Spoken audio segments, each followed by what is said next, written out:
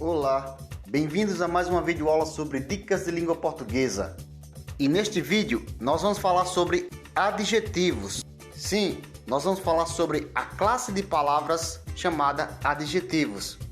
E como você sabe, em língua portuguesa existem 10 classes de palavras, entre elas o adjetivo. E adjetivo é uma palavra que caracteriza um substantivo, atribuindo-lhe uma qualidade, uma característica, um aspecto ou mesmo um estado. E os adjetivos pertencem ao grupo de palavras chamadas de variáveis. Isso porque eles variam em gênero, que é feminino e masculino, em número, que é singular ou plural, e em grau, que é comparativo ou mesmo superlativo. E eu sei que a classe dos adjetivos muitas vezes é deixada de lado pelos estudantes porque eles consideram que é muito fácil o assunto. De fato, não é tão difícil em muitos momentos, mas esse assunto com certeza é cobrado também em questões de concursos. Por isso, fique muito atento. E então, vejamos alguns exemplos de adjetivos. Menina bonita. Nesse caso, nós percebemos que bonita é um qualificador, está caracterizando o substantivo menina. E como a gente percebe, o adjetivo bonita está se flexionando para concordar com o substantivo, no caso menina, que é feminino singular, portanto bonita também fica no feminino singular. Outro exemplo, meninas bonitas. Observe que agora nós temos o substantivo meninas, que está no plural feminino, concordando com o adjetivo bonitas, que também é plural feminino. E mais uma vez a gente observa que bonitas está se flexionando para concordar justamente com o seu substantivo, que é meninas, ou seja, bonitas fica no plural também feminino. E nós temos também como exemplos criança obediente, que eu tenho aí obediente, que é o adjetivo caracterizando o substantivo criança. E também o plural, crianças obedientes. E aí a gente observa que obedientes foi para o plural, para concordar agora com o substantivo crianças, que também é plural, ok? E agora a gente vai ver os tipos de adjetivos, porque os tipos de adjetivos são cobrados em questões de concursos. Então observe. O adjetivo pode ser classificado em simples, e o adjetivo é simples quando apresenta somente um radical, como nos exemplos pobre, magro e triste.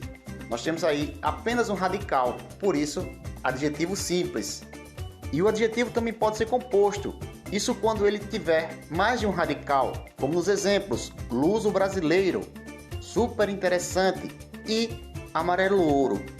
Observe que aí nesses casos nós temos mais de um radical em cada adjetivo. Em luso brasileiro nós temos o radical luso e também brasileiro. Em super interessante nós temos super e interessante. E em amarelo ouro nós temos amarelo e ouro, portanto adjetivo composto nesses casos. E o adjetivo ainda pode ser classificado como primitivo. E o adjetivo primitivo é a palavra que dá origem a outros adjetivos, como os exemplos bom, alegre, triste, certo? Então, essas palavras aí vão dar origem a outros adjetivos. Portanto, eles são considerados primitivos. Isso até se assemelha aos substantivos, quando nós temos substantivos primitivos e também substantivos derivados. E essa é a mesma lógica que é seguida aí na classificação do adjetivo primitivo e, consequentemente, do adjetivo derivado. E agora a gente percebe o que é um adjetivo chamado de derivado. E adjetivo derivado é aquela palavra que vai ser originada já de uma outra palavra anterior, como é o caso de bom, que vai originar o adjetivo derivado bondoso. Aí nós percebemos que o adjetivo bom, que é o adjetivo primitivo, vai gerar o adjetivo derivado bondoso, certo? E nós temos também, como exemplo, tristonho, que é derivado do adjetivo primitivo triste. Então, tristonho é um adjetivo derivado, porque já deriva de uma outra palavra, como a gente percebeu aí. E o adjetivo também é classificado como pátrio, ou mesmo adjetivo gentílico, que é a mesma coisa. E isso acontece quando ele indica o local de origem ou mesmo a nacionalidade de uma pessoa, como nos exemplos brasileiro, gaúcho, paulista, europeu, português, espanhol, etc. E nesses casos aí nós temos adjetivos pátrios, porque eles estão indicando o local de origem ou mesmo a nacionalidade de alguém, certo? Mas os adjetivos também podem ser classificados como adjetivos biformes ou adjetivos uniformes. E os adjetivos biformes são aqueles que têm duas formas para indicar tanto o masculino como o feminino, por exemplo. E observe os exemplos. Juliana é uma menina simpática. E observe que o adjetivo simpática está no feminino, concordando com Juliana, que é o seu substantivo. Mas o adjetivo simpática tem uma outra forma, que é a forma masculina. Observe o exemplo. Igor é um menino simpático. Aí nós temos simpático como uma outra forma do adjetivo simpática. Portanto, são adjetivos biformes. Isso acontece também com outros exemplos, como é o caso de a casa é vermelha e o carro é vermelho. Observe aí que vermelho e vermelha são adjetivos que estão indicando aí formas diferentes, tanto no masculino como no feminino. Por isso, são adjetivos biformes. Já os adjetivos uniformes, eles possuem uma única forma para indicar tanto o feminino como o masculino. Observe, Juliana é uma menina feliz. Feliz aí está qualificando o substantivo feminino Juliana. Mas feliz não muda quando vai classificar um adjetivo masculino, como é o caso de Igor, é um menino feliz. E aí a gente percebe que realmente feliz é um adjetivo uniforme, porque tanto para o masculino como para o feminino apenas tem uma forma, ok? E observe mais um exemplo. A casa é azul e o carro é azul. E o adjetivo azul, ele é uniforme também, porque ele pode servir tanto para o masculino como para o feminino. No caso de casa, que é feminino, usou-se azul.